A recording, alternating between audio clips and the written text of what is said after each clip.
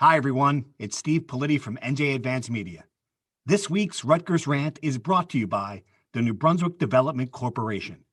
A big thank you to our sponsor and to all of our listeners for the continued support. Now let's get to the show. The NFL is here, and it's all about the sweet offers from DraftKings Sportsbook, an official sports betting partner of the NFL. New customers can pocket $200 in bonus bets instantly when you bet just $5 on any NFL game. Download the DraftKings Sportsbook app now and use code FieldGoal to sign up. Gambling problem? Call 1-800-GAMBLER. 21 plus age varies by jurisdiction. Void in Ontario. See DKNG.co/football for eligibility, terms, and responsible gaming resources. Bonus bets expire 7 days after issuance. Eligibility and deposit restrictions apply. From NJ.com and the Star Ledger, welcome to the Rutgers Rant, your one-stop podcast for the Scarlet Knights. With your hosts, Steve Politi and Rutgers insiders Brian Fonseca and Pat Lenny. Let's start shopping. All right, everybody, welcome back to the Rutgers Rant. Politi here, Fonseca, Lenny. A victory, 24-7 Rutgers victory over Northwestern to start the 2023 season. We talked about it ad nauseum, that this was a must-win game. And not only did Rutgers win, but Rutgers won convincingly. And I think we saw a lot of really positive things. I wrote about it after the game, just the idea that if you were coming to the stadium on Sunday looking for some signs of hope, you got it. You got it from the offense. You certainly got it from the defense. You got it from the quarterback, and you got it from the coaching staff. I thought it was a really good positive way to start the season. Again, we all know Northwestern's not good. They're bound for the bottom of the Big Ten, understanding that. But still, this is not a finished product, this team. And I thought what you saw from them was a nice step that gives you hope that this season will be different from the last few seasons. So I'm going to ask each one of you, Pat, why don't you start? For you, what was the most positive development that you took out of the game? So the defense did exactly what I thought the defense was going to do, which was dominate the game. 5 sacks, 2 turnovers. I really thought coming into this game that defense was really going to dominate. So that didn't surprise me. What I'm going to say, my biggest takeaway was how Minnesota-esque the offense looked. And my point there is that Minnesota last year led the Big Ten in time of possession and third down efficiency, just with the way they were able to run the ball and keep the chains moving and play ahead of the sticks. And I thought those first 2 touchdown drives, 16 plays, 8 minutes each, 80 yards, whatever, 75 yards, that was exactly the way that Rutgers wants to play offensively. It's never going to be flashy, but it's going to be efficient, and that it's going to simplify the throws for Gavin, which you saw. Like he didn't have to make 3rd and 15 throws. He had to make 3rd and 5, and he was able to go through his progression. So I think Rutgers wants to play ahead of the sticks, control the clock, and that's why my biggest takeaway was that Rutgers looked like the Golden Gophers a lot from last year. Brian, are you with that? Yeah, absolutely. And I think Rutgers kind of just showed the blueprint of what they need to do to win games this season. The defense was dominant like we expected them to be. The defensive line was awesome, just swarming everywhere. The secondary took advantage of mistakes. Max Melton with a great interception, Robert Longerbeam with an interception. And then the offense, they ran the ball a lot. And despite missing maybe their top 2 running backs, they just played really well. Kyle Monangai, Jashawn Benjamin, had a really good debut as a true freshman. Those guys just kept running, even in pass protection. Kyle Monangai has that enormous block. Yeah, that was a great moment. Incredible. And then Gavin Wimsatt, I thought, look, he did nothing spectacular. His longest throw was 20 yards, I think, but he didn't turn the ball over, rarely put it in danger, threw the ball away when there was nothing there, which is a huge step for him. Made the throws he had a gorgeous pass to Ian Strong for that first touchdown, and ran the ball well when he tucked it and ran, including that touchdown where he dropped his shoulder and got into the end zone. So I would say this was about as good a game as Rutgers could have played. I think you're right that, I said before the game Northwestern stinks, that they were worse than I could have even imagined. They were bad. So it's hard to tell exactly how much of this was Rutgers showing improvement, how much of this was them playing a poor opponent. But even if the opponent is poor, Rutgers did what they should do to a poor opponent, suffocated them, beat them, gave them no chance of life. There was no point in that game where Northwestern showed any life. So I think really can't ask for a better start to the season for Rutgers than that. It's interesting, and this is not what I was expecting from Kirk Ciarrocca's offense. And check me if I'm wrong. I wasn't standing there at training camp every day. You guys might know this is exactly what it was, but I thought there'd be more RPO. I thought it was going to be a run first system built around that. I thought we'd see more tight ends.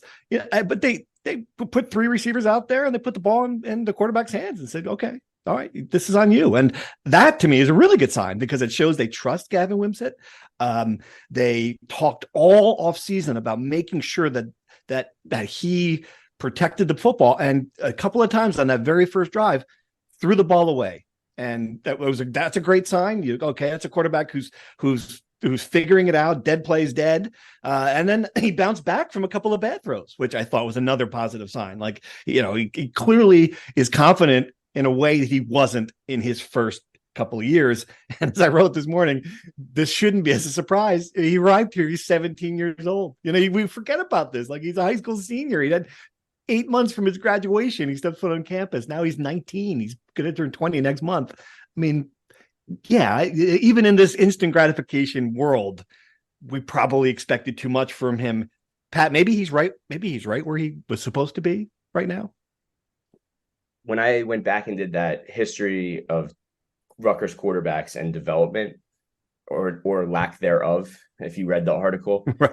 it was really about how do we get quarterbacks to play for 4 years at Rutgers, and not to steal Greg Schiano's favorite line here, but like, how do you get them to the end of that pipeline, right? Like Ryan Hart was a 4-year starter. Mike Teal started a little bit as a freshman, was a 4-year starter. Like, all those quarterbacks that made the list of the top 10 best quarterbacks were mostly guys that played for 3-4 years. Like, to rewind the clock a little bit, and exactly what you said, Steve, Gavin Wimsatt was 17 years old when he got here. The expectations were through the roof.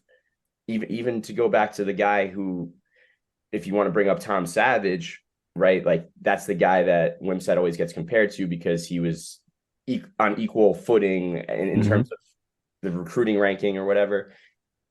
Savage had a really good freshman year, but it wasn't against the competition that Wimsatt was playing. I mean, Wimsatt last year got thrown into the thick of the Big Ten schedule. And there's no sugarcoating. He definitely struggled, but right. He does look like he made the step. The offense looks like it's perfectly tailor-made for him.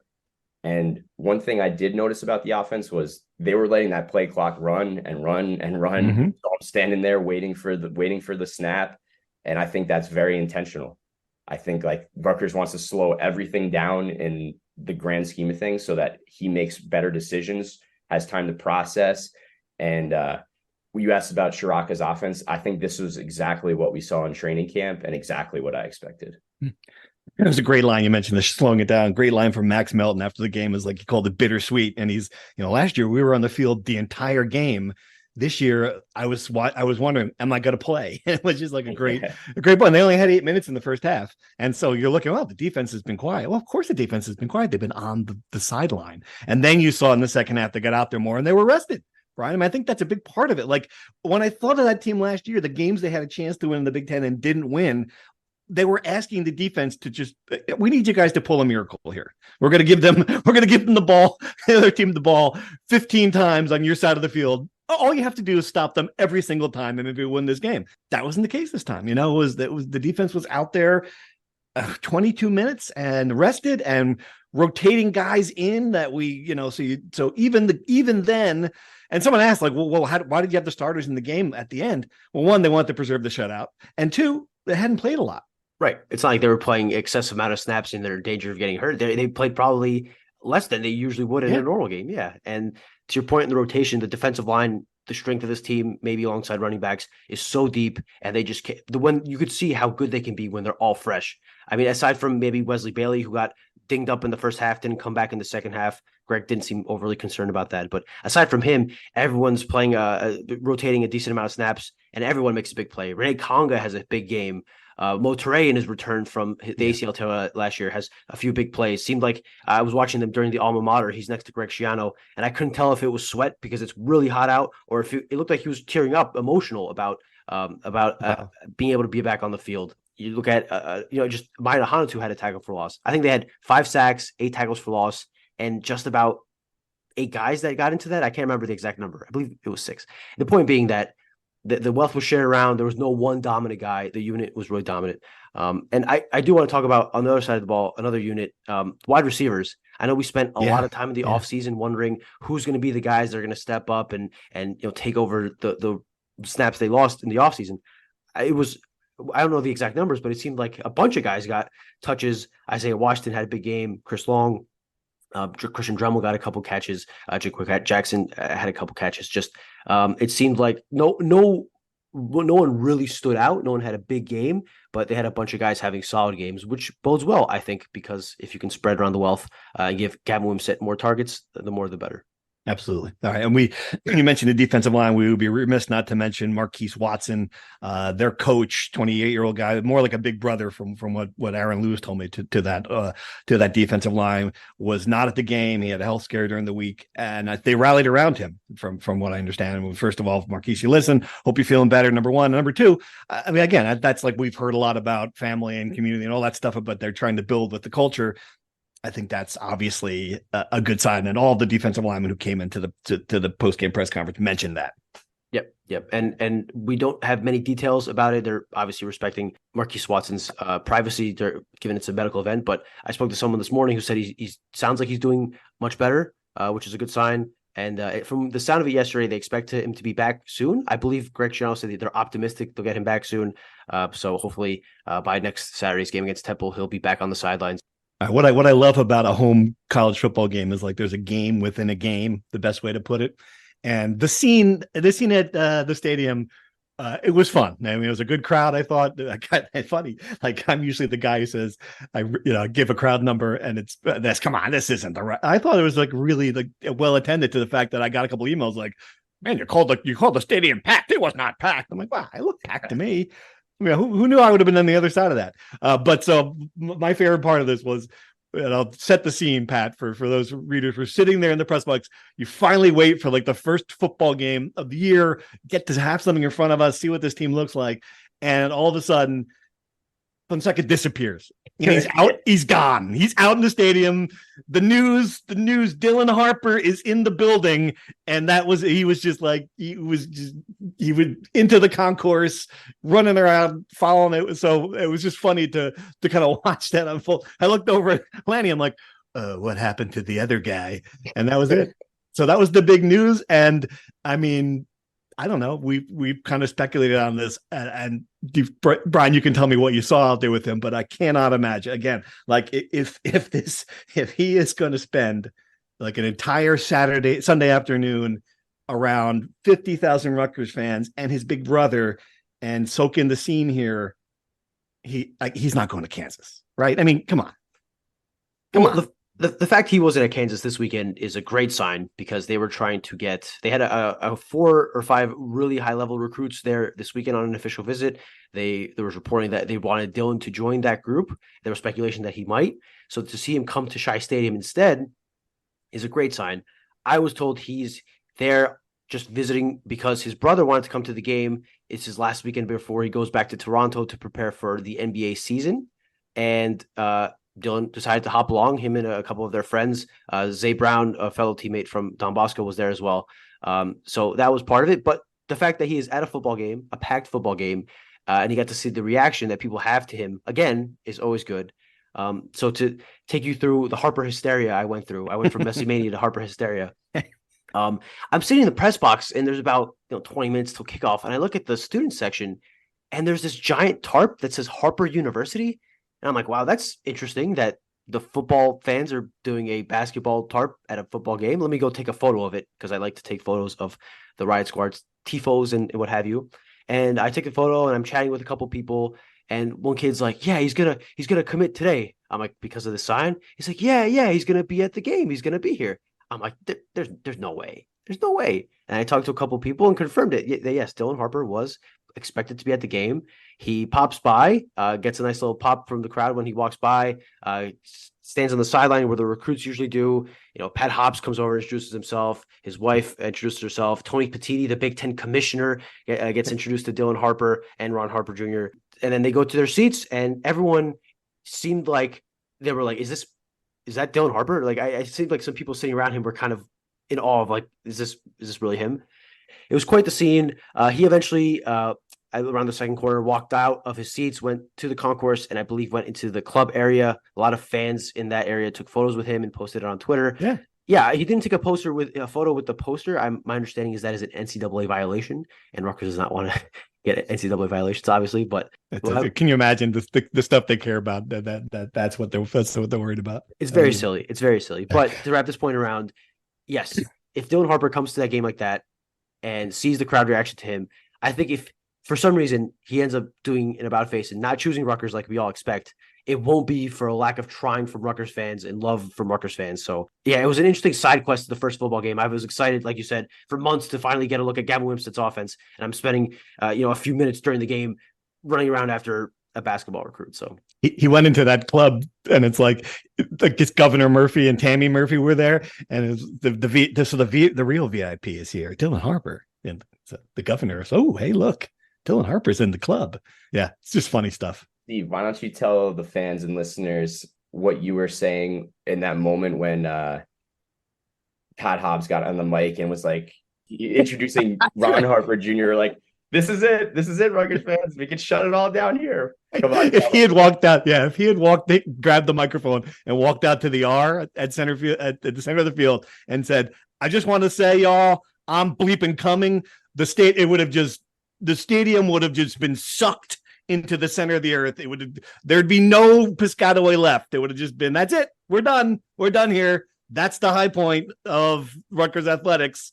We're just closing up shop. We don't know games anymore. That would have just been the moment of ecstasy for these people who are sitting out there in 98, whatever the heck it was, the blazing sun. Suddenly this kid walks in. You've been waiting for this moment. If he had announced at halftime or any time of that game, it would have been, that would have been the end. I also thought that it would have been really funny if, we're going to give away a TV and, here's a nice young man. What's your name, son? If they just gave Dylan Harper the television at that moment, that would have been what a coincidence. Not that it was stuffed with cash or anything. Yeah, exactly. And an empty cardboard box stuffed with, for Rutgers, it would be $1 bills. But that, you could have maybe gotten a few 20s in there too. Come on, that would have been good. That would probably be an NCAA violation, but I think if you're Rutgers, you pay whatever fine comes with it for, like you said, literally the greatest moment. I think if they won a national championship with Dylan Harper, it would not match the hype of him committing at midfield. Although, if he did, I think one of two disaster scenarios could happen. One, the fans storm the field and they have to cancel the game. You take a forfeit. Cancel football season and just move basketball season up 2 months. Or Greg Schiano gets wind of what's happening. He literally sprints from the sideline to tackle Dylan Harper and say, "No, you are not doing this to me. Wait 2 months, please. Don't do this." Or better, Greg will get one look at Dylan Harper and go, tight end, and that's it. That would be Sam Pike will forget. Sorry, I'm taking him. That's it. He's gonna be. We need a guy who can catch a pass in the corner of the end zone. We've got him, Dylan Harper. Yeah, that's fun. All right, let's do true or false. I've got some topics for you, a bunch of them. Finally have a game to talk about, so let's hit at this. You guys know the rules. Here we go. All right. True or false? Calm down, Politi. Northwestern is by far the worst non-Wagner team Rutgers will play. Fonseca, are we taking this too far? True or false? That feels a bit much. I would say they're Temple tier. I would say, but they're 2 or 3 worst teams they'll face this year, yes. Worst Big Ten team they'll face, easily. Right. Yep. Okay. Pat? I agree completely. Yeah. Right on Temple. Par with Temple.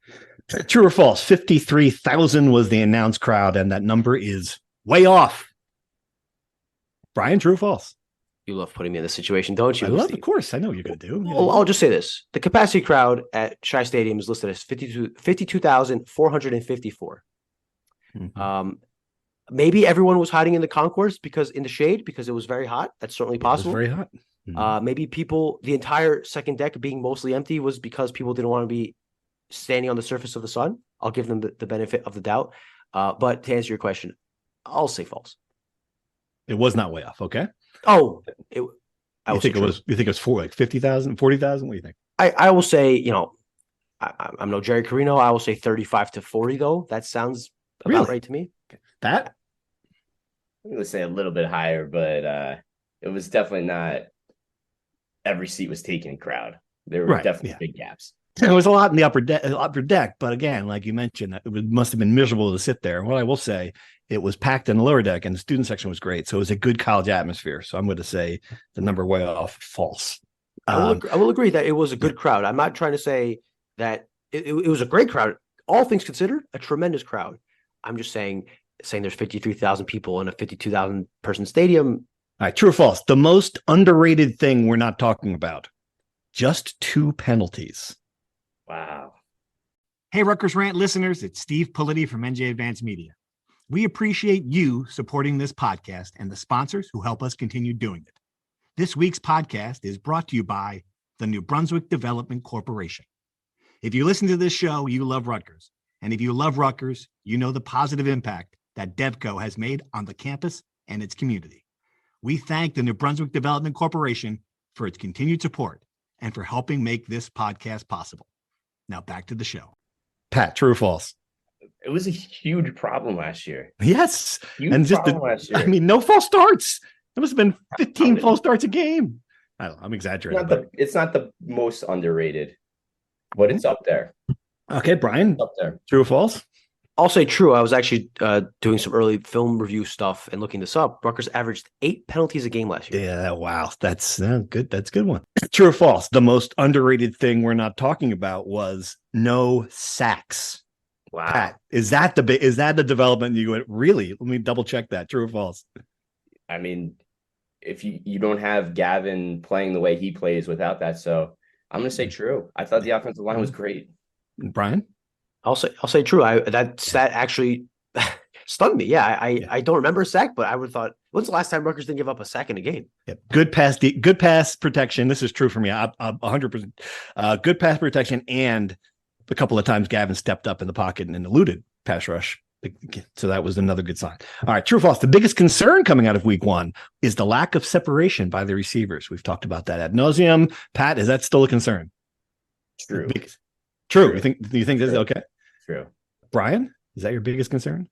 True, to the extent that the fact the longest play they had all game was 20 yards and there was no real explosive plays. That's obviously a factor. So to that extent, I will say true. The lack of the vertical passing game was jarring. All right. True or false? The biggest concern coming out of week 1 is still the offensive line and specifically run blocking. You guys both said true. And the other one, are you not concerned about that? I don't see it at all. I don't see it at all. Go to the 4th and 1s. Go to the 3rd and shorts. Like in bully ball situations, Rutgers' offensive line was really good. Brian? Yeah, I would say that there's no real concern. I just, again, to the fact that there was no explosive plays, they didn't open any really big holes. And even the big run Monungai had, he had to, beat a guy to get into the end zone for the touchdown. So I wouldn't say it's a concern. Like I don't think it's going to be the doom of I agree with Pat. I thought the offensive line played well, but I would have liked to see a big run, a big catch, a big something. And part of that does fall on the offensive line. I guess I was surprised. Running up the middle was pretty hard. I know they made a change at center. That was a bit of a surprise there pregame. And there weren't, again, I think it's 2.8 yards a carry. I don't have it in front of me, but it's a low average. But still, to your point, when they needed a couple of yards, they had a couple of yards. So that's important stuff. So I'm going to say false as well. All right. And true or false? You really could fry an egg on Greg Schiano's head. If you had an egg, Pat, could you fry it on his head? Just for some context on this, he was talking about NCAA's ruling on Nassim Brantley not being eligible. Made him so hot that you could fry an egg on his head. So let's put that out there. It wasn't that it was just so hot like the fans were. You could fry an egg on the front. Well, true or false? Could you fry an egg on the man's head? That's all. You had to fry an egg. He was so exhausted, he didn't even know what he was saying. False. That was false. Brian? I'll say true. I thought he was going to break the podium the way he was gripping it so hard, trying to make himself not destroy the NCAA. I so wish. I was thinking about it for hours last night. Like, what could I have said to set him off to make him say it? I dropped the ball there, but I'm dying to know what this violation is. You could have, and it would have been. It's harder in the press conference situation if we had him alone. I mean, it wouldn't have just a one little needle, and like just if he had just said like, well, I mean, yeah, if it weren't for the NCAA, if you could have just, you guys might, you could have just prodded them a little bit, and he would have popped. I think absolutely. And all right, so explain the situation. We don't have all the details of this, but Explain the situation with Brantley. And is there do you have any hope at this point that we're going to see him? Through training camp, it was a real mystery what was going on with Brantley, because he missed all of spring practice with an injury, a previous injury. He was here in time for spring, but didn't play in the spring because of an injury.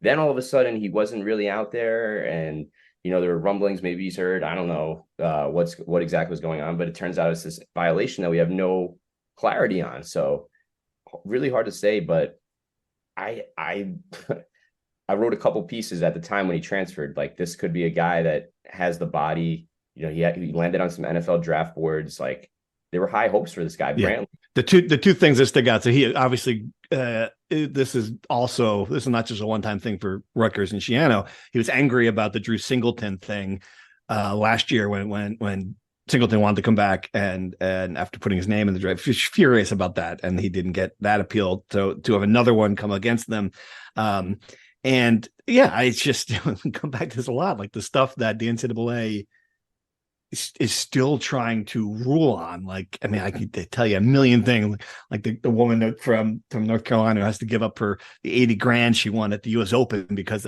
when Livy Dunn's getting $3 million a year for playing, and still as a gym, there's just stuff that's crazy that's happening in the NCAA. I mean, it's just another one, throw another log on the pile. I mean, so I'm sure that's part of it too. So just a couple things. When we asked Greg Schiano about Nassim Brantley at Big Ten Media Days, he said he was going to be a full go for training camp. So at least at the start of training camp, he was expected to be healthy. Yep. Nassim Brantley, I believe, is a grad transfer, which is important because Rutgers is his third school. He started at Sacred Heart, went to Western Illinois, and now is at Rutgers. Obviously, if you're a grad transfer, you get immediate eligibility. I believe you still have to get a waiver, but those are essentially just rubber stamped. Maybe there's an issue there. I am speculating. I don't know. We don't know. But it seems more on the NCAA side than on Brantley's side, given how hot Greg Schiano was about it. Right. So that's my sure. somewhat. He wouldn't get hot like that if it was administrative, couple classes missing, that kind of stuff. I've been around him enough to know that he would see that, all right, this is on our end. So it's got to be something that, and I just wonder why it's not resolved now, why it came to game time. And if that's the case, I mean, I think it's a bad sign, because it's certainly not the NCAA, the gears of that organization do not move to your timetable. So I think that would be a concern if he's not eligible now. I wouldn't expect to see him out there for the Temple game. We shall see. All right. Questions. We had a lot of them, obviously, from everyone. Thank you. I think we had like in the triple digits here from people texting and tweeting questions that we wanted to have answered. This is a big picture one I want to start with. Would any of you change your total wins prediction after this game? I'm still at 5, but more of a confident 5. Jeff Steer says, that's a great point. Pat, you were at 6. I doubt. Are you going to go? Would you? No, I'm not. Right. I'm not bumping this up to the 7 or 8, but I'm going 10. I'm sticking at 6. Yeah, and I thought Rutgers just did exactly what I mean, if you listen to my prediction, this was exactly the game that I thought they were going to play. So I think the best part, I think confident 5 is where I would be, Brian. I mean, like, I think that's how are you going to go 6 now? You going to pump what you thought up? Well, I originally thought that 5 was probably the ceiling. Whereas now I think 5 could be a reasonable floor and 6 be the ceiling. I am encouraged after this. And especially if you watch the way Ohio State play against Indiana, I don't know, Steve, there might be a big time upset at Shai Stadium later this year. Oh, wow. It's a good point. Yeah, they did really play defensively well. I guess I still want to see it. I want to see more. And we get another team that Rutgers should dominate against Temple. All right, so by Virginia Tech, and I think we'll have a better idea if they're sitting at 3-0 and they've won all those games by double digits. Well, maybe Jeff, we will change our opinion. All right, let's see what else we got. Running game was terrible. It's a bunch of, and I'm just, Pat, I know where you feel about this, but there were a bunch of comments about where's the running game. Running game was terrible. Can it improve against Big Ten teams that are much better than Northwestern? What happened to Salam? Someone wants to know. Seemed like he's buried on the depth chart. Alex from Freehold wanted to know that one. Rocco in Florida, offensive line couldn't open up any lanes for the running backs. I guess how much of this, you got a true freshman, you're missing Sam Brown, you're missing Aaron Young, and are the readers just wrong? I A lot. There are a lot of them if they're wrong. You got to put the game in perspective sometimes. And this sounds like such a Shiano line and coach talk, but like the game dictated itself when Rutgers needed to run the ball. Like it ran the ball really well. Like there was only maybe that drive at the end of the half that didn't go Rutgers' way. Everything else went Rutgers' way. So like, I don't understand. I'm just going to say, loyal listeners, I think you're wrong. Brian, you agree? They ran the ball effectively. Yeah. I thought they ran the ball fine. I don't think it's I mean, I'm Rutgers dominates a Big Ten opponent. Like maybe we haven't seen since they destroyed Indiana a couple years ago, and people are finding whatever flaws they could find. I thought they were fine. I don't think it's a reason for concern. I think they could have been better. I think they were good enough. Yeah, I agree. To your point on Salam, he was nicked up in training camp and just kind of is easing his way back. I think he is. Unfortunately, just look at this room. How do you split up carries? Say when Samuel Brown does come back and Young comes back. I mean, there are 5 guys that are legit options to carry the ball. So someone's going to have to get buried. But I think Salam not carrying the ball was more a product of he's easing his way back into the rotation. Yeah. And Manunga's got to be on the field too. I mean, I just that block that he's a football player on that, like Brian Leonard. Get him out there wherever you have to get him out there kind of deal. Do we think so? Just because a lot of questions on Sam Brown and Aaron Young. My sense was Brown could have played in that game, but they wisely want to give him another week. Aaron Young was a different story. What do you think for Temple? Sam Brown, I watched him warm up. I watched him. He was dressed. He came out. It looked like he still had a bit of a limp and was kind of laboring through the warm-ups. So I think if they had, let's say they were playing a game to clinch a bowl, I think he would have played, but I think, like you said, they wisely just held him out because they have enough firepower to win against Northwestern without him. Aaron Young sounded like it was a tweak at the end of the week, like on a Thursday. I don't know. I think he has a chance to come back to Temple. It didn't sound like Greg believed it was a long-term thing. So I think I would assume he has a chance of being back at Temple. You feel for him because he looked really good in camp, had a big scrimmage, injured last year, came back. You hope it's not a long-term thing. All right, some more personnel issues. Alex from Freehold. Surprised we didn't see players like Moses Walker, Kes Abraham on defense. Brian, you said you did the snap count. Where were those 2 guys, and were there any other guys who were surprising in their absence? So one guy that stands out, Jaquay Jackson only played 12 snaps, but it did look like in the first half he got hit hard on a play and kind of left the game, came back in the second half. So I'm not sure how much of those low snaps were a result of that. Moses Walker, I didn't notice him during the game. I'm surprised that he didn't play, but you're right. It looks like he did not play a snap. He was healthy. I think he warmed up. So I don't think it was a health issue there. Maybe they stuck to their standard starting linebackers who played very well, and they just didn't need to put him in. I don't know. And who was the other guy you asked about? Kes Abraham? They're just stacked at quarterback. Very deep. Max Melton and Robert Longerbeam played almost every snap. And both had a great game. I should correct that. They played literally every defensive snap Rutgers had. Played a great game. Each had an interception. Eric Rogers filled in as the 3rd guy he's probably their 3rd center cornerback. So it's just a matter. It's much like Salam. There's a lot of depth at that position, and kind of someone has to be the odd man out. I'm sure he will play at some point, but for now, Rutgers is very top heavy at that position. It's interesting because the odd man out in these days ends up in the portal. So I wonder how you manage that. I'd be interested to ask Greg Shannon that question, like how you manage that now you have some depth. Clearly they're doing it on the defensive line because give me this. Do you have the snap count for that position? Because the rotation there, it seemed like every time I looked up, there was a different group. I could be wrong. Yeah. So yeah, I mean, they played 64 defensive snaps per Pro Football Focus. Yep. Aaron Lewis played most of them. He played 57. But then you have guys like Renee Conga playing 24, Isaiah Ayton playing 33. Sorry, Jordan Thompson playing 28. Kenny Fletcher played 23.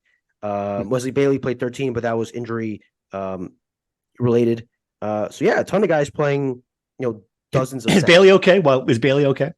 The way Greg Shell discussed it, it sounds like it's not going to be a long-term thing. I could definitely see him back by Temple, but if he were to miss a game, I would only guess 1 because I did see him limp off the field into the tunnel. So he's obviously hurting. But the way Greg initially reacted to the injury doesn't seem like it's going to be a long-term thing. Right. Brian, not to have you pull a Francesa here. Can you do one more personnel snap count here? Because Greg was talking about the rotation on the offensive line, and I did definitely notice that Taj White filled in at left tackle for Holland Pierce a little bit. That may have been a cramping issue, but that was surprising. And then he also mentioned that they did rotate offensive linemen. Not that I noticed it all that much, but I'm curious to see the other offensive linemen that got in the game. Sure. This will all be in my film review Tuesday morning and a much more clean and detailed. But for a quick snapshot, Rutgers played 74 offensive snaps. Holland Pierce played 54, and Taj White played 20. So he got some run. I believe in this first half he got some run. And then the only players that played almost every snap were Gus Zielinskis at center. Interesting. Okay. Ireland Brown played one snap. I don't know if it was the last drive. I didn't get to see the full game replay. And the other one was, Tyler Needham at right tackle played 73 out of 74 snaps. Interesting. All right, keep going. Yeah. While you've got it, keep going. I want the tight ends too. Was it all Johnny Langan, or did the kid from Maine play? Well, hold on. Kobe Asamoah played 66 out of 74 snaps at left guard, and Mike Ciaffoni played 8. This is all PFF. You want to know tight ends? I got your tight ends, pal. We got Johnny Langan, 63 out of 74 snaps. Okay. Who else played tight end? Sean Bowman played 28 snaps. Obviously, there were some. Didn't see him at all. It's funny. There were some plays they played 2 tight ends, obviously. Yep. That's it. I believe that's it. Yeah, I don't have Victor Konopka in here. Okay. So yeah, that Johnny Langan mostly, some Sean Bowman mixed in. Okay, there you go. So, and he did, and then to the point about the offense too. And I asked Greg Shannon, I was like, "Is this your offense? Like, this is what we're going to see?" And he said, "Look, they held some things back. So, I mean, I'll be interested against if there's more vertical passing. Certainly, you would think that would be one thing we would see more of against Temple, a team that you didn't be able to move the ball on. I don't know. We'll find out, but it's interesting to the way it looks here. All right. Other questions. We've got a lot of questions about game day stuff, which I didn't notice. And so one was, are these new scoreboards? Number one. And then Diane wanted to know, while enjoying the game, we noticed the main scoreboard no longer contained information about the actual game, score, time, yard, line, down, etc. And it's so great you said this, Dan, because like a couple of times I looked up there and I just assume I'm looking in the wrong place. Like because I'm in a million stadiums and I'm always looking for, what is it, third down? Where? And by the time I give up and just wait for the next play. So what's the scoreboard situation, guys? Do you have any idea? They definitely redid the scoreboard. Yeah. They made it fully extended so that all those advertisements are on the side that you saw on the big one. Right. But I'm pretty sure that I saw the down distance and football information on the little scoreboard. And the little scoreboard. Might be, I don't know. That's where I was looking, but it would be pragmatic to put that on the giant scoreboard, I would say. I would assume it's probably like an NCAA rule that you have to have the score, time, and place of the ball somewhere in the stadium for the players to look, but maybe not. Maybe it's a competitive advantage. I don't know. Yeah, I'm sure it was someplace up there. I can't imagine, but yeah, look on Saturday night and get back to you. All right, so then a bunch of people were roasting, and I was roasting in the press box, and it's air conditioned, so I can imagine how bad it was out there. One reader, can we please get a sunshade thingy? Some fans are getting older and can't sit in that sun for that long. We don't need a dome, just one of those sun sails. I don't know how logistically that would work, but I'll pass it on to Kevin McConnell and see if he can fix that.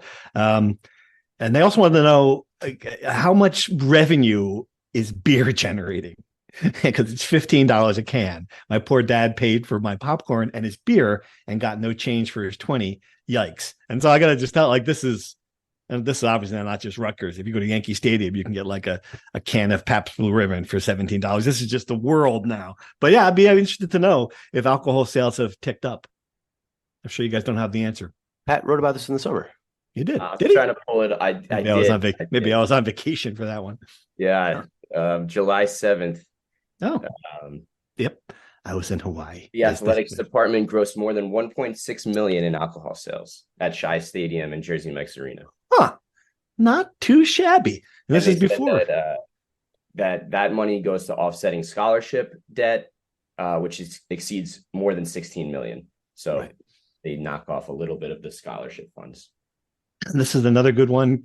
Can you do some digging on why security is tighter at SHI than a Taylor Swift concert?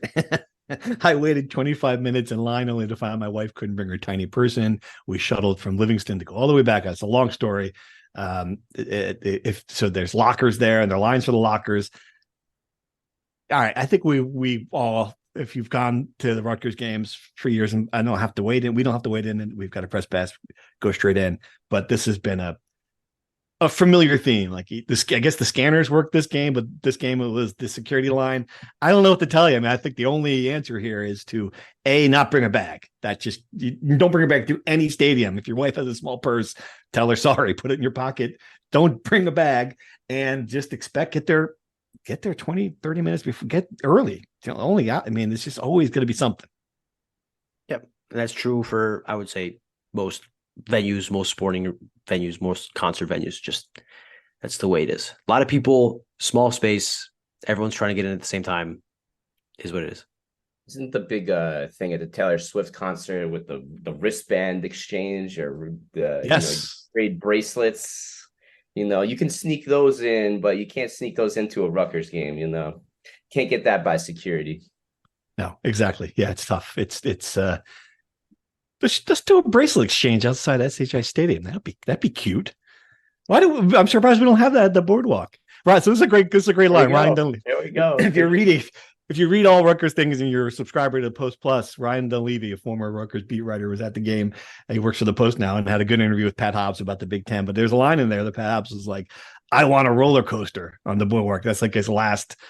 So I mean, they recognize that they've got a good thing at the boardwalk. But I don't know. Roller coaster, that'd be pretty cool. All right. One more question. Rashad Rochelle looked very uncomfortable fielding punts, resulting in one fumble. It didn't hurt Rutgers today, but sure will in the future. If Rashad doesn't improve, who else can Rutgers use to field punts that's sure-handed? That's Gus from Fulmington. I was a little surprised. I thought he was going to be a bigger factor in the offense. I just saw him being on the field more. He wasn't. Yeah. So what's going on with that? Good. Yeah, I was going to say Aaron Young is probably the best special team, another option of special teams in the return game. And obviously he was out. So I think he's a return guy as option 1A for Rochelle. But yeah, I thought that was odd too, because I thought Rochelle was going to be like a really good slot player this year. But it just seemed that Christian Dremel has really stepped up in that role and kind of locked it down. And he had a nice game too. So when you muff a punt at Rutgers, it's not going to be a fun week for Mr. Rochelle. Yeah, and special teams were kind of not great, not terrible, but missed a field goal, muffed the punt. He was great on kickoffs. I think he was great on kickoffs. And one that did not go out the back of the end zone. Right, and the new Corsac, as I will call him, was pretty good too. He didn't have to punt until 2 minutes left in the first half. Yeah. He was okay. But otherwise, But I was just surprised with the Rochelle thing that Rochelle muffed a punt the first time that didn't result in a turnover. But Greg Xiao, I saw him sprint across the sideline to talk to Rochelle, and he chatted with him for about 2 minutes. So I thought his day was done. I was surprised that they put him out again a second time, and then obviously he muffs the punt, and it leads to Northwestern ending the shutout. Yeah, I don't know if that will be the end of Rochelle fielding punts. I would have to think that there's a chance of that. But I just thought it was weird that they put him out a second time after he you mess up one time, I'm sure it's in his head. You mess up a second time, I think that's pretty tough for a guy's confidence. All right, that's all the questions we can field today. Thanks a ton for them. If we missed yours, I'm sorry. What else we got? Anything else happen this weekend? I do want to say, give a nice shout out to the Rutgers communication staff. First game of the season, they really, really stepped up. They got 9 players after the game for us, which is it was great. Yep, is great. We really appreciate it. Always, they work very hard. They have very long days on game days. So they did a lot of work getting them out of the locker room and up to us. So we appreciate that. We appreciate their hospitality in general. I know no one really cares about the press box, but we had a good time. The halftime hot dogs were tremendous as always. Yeah, I just wanted to give those guys their due. We appreciate them. Yeah. And it was good to hear from some of the players you hadn't seen yet, like Ian Strong, like you get to see him up close. And I had forgot. It's funny. Like you talked to him, I kind of forgot that he had switched from, like, he's been playing receiver for 6 months, essentially. Like he switched position from strong safety, which is amazing when you think about that transition. He looks like he's got the Kenny Britt kind of build, which is huge. But Benjamin was in there too. We talked to him for the first time, so it was good to, like, at least I talked to him. I know you guys might have gotten him in camp, but yeah, it was good that they brought some players out that I wasn't expecting that they'd bring. So that was good. Yeah, I was going to say we often do the Ciarrocca-isms, and one of the Ciarrocca-isms that was talked about in the press box after the game was that he gave a shout out to Pahokee, Florida for Jayshon Benjamin, and a shout out to St. Anthony's High School for Ian Strong. And we were like, was this a recruiting ploy? Of course it is. What were the intentions of this? Absolutely. It's not for the Pahokee, Florida Chamber of Commerce. Absolutely. Sending the message to Florida. Yeah, that was good. He's got, I picked him that too. I kind of smiled when he did that. That was great. All right. So no games, no soccer, no nothing. Well, we got field hockey off to a 4-0 start. They go. did, it seems like a Pac-12 solidarity tour. They went to California, played Stanford and Cal, who are now going to the ACC. Rest in peace, the Pac-12, who is now the Pac-2. And they also, by the way, rest in peace, the ACC, for that move. But we don't get into that. But holy crap, that's just why don't you just ask Clemson, Florida State, North Carolina to go now, because that's all they're doing is trying to get ready for them to leave. So anyway, sorry, rant over. The Atlantic Coast Conference having Stanford is quite the name. They got to change it to the All Coast Conference. If you ask me, that really is salvageable. They won those 3 games against UC Davis, Stanford, and Cal while they were in California, and then they come back to the East Coast and defeat number 15 UConn in Storrs, Connecticut, in a overtime win. So, big start for Meredith Civico's Scarlet Knights. Men's and women's soccer not having such a great start. I believe the women tied with Princeton and the men lost to Princeton. Good that they're playing their in-state rival. Not so great that they're not getting the results. So I would say field hockey is by far and away the best Olympic sports team right now. Volleyball, which Pat gave a shout out to last week for a strong start, they're 4-1 now, which is good. They almost defeated NC State. Speaking of the ACC, lost in 5 sets. Good start for volleyball. There you go. All right. If you're new to what's going on this year, we're gonna make our picks. Rutgers is a 10-point favorite over Temple. We're gonna make our picks on a Friday pod or late in the week pod, and we'll do because it was a big success, the alumni game, or as Mike Vorkanoff, former Star Ledger writer, called the Boomer Zoomer segment. So we'll do that again, and we will come clean that none of us, not just Brian, none of us knew who William Jennings Bryan was. Just to be clear, that was me. A total. We'll have to come clean on that, but we'll do that segment on Friday as well. I think that's all we got. Anything else, guys, fellas? Final thoughts? I want free points for that William Jennings Bryant miss. I totally knew William Jennings Bryant. All right. You were bragging about paying attention in history class, and then you didn't even correct Politi. What he said. I sat there and said he debated Lincoln, and the man wasn't born yet. I mean, that's a bad mistake. It's Stephen Douglas. I got confused on my brain. There's sometimes I don't want to interrupt the host, but I knew he was the Scopes trial. Yeah, he's a 3-time presidential candidate. I mean, the dude. Yeah, I thought he was. Yeah. Okay. I was shocked at how passionate people were about like people I've never heard of in my life. Like the way people reacted. Some guy said that me not knowing who he is a failure on the Kearney High School history department, as though we're supposed to spend 2 months on some, like, what are we talking? We're not talking about Abraham Lincoln here, guys. It's incredible. Like, listen, I'm not trying to defend myself. I should know who half these people are. I understand. But gosh darn, man, like it's not what are we doing here? It's not going to go down in history as a 3-time presidential candidate as well, Steve, that 100 years from now we're some Potter is going to have to know about former Trump, New Jersey governor Chris Christie's 3 presidential runs. I'm just going to tell you, just so you're prepared, Abraham Lincoln, not a Temple graduate. So the Temple list, I've been doing extra work on it. The Temple list. I don't want to be blamed. I'm going to try to make it easier, but there is not a list of like this. Oh, well, of course. Oh, he went to Temple too. So just be prepared. It's going to be tough. All right. That little teaser on that note. Sign off for the week. Thanks everybody for listening. We'll be back on Friday to talk about Temple. Thank you for listening to the Rutgers Rant. to participate in the conversation and receive live updates about the Scarlet Knights directly to your phone. Sign up at NJ.com/insider. You haven't heard enough from me yet, huh? Steve Politi here for one last thank you to this episode's sponsor, New Brunswick Development Corporation, and to listeners like you who make it all the way to the end of the show. We'll see you again soon.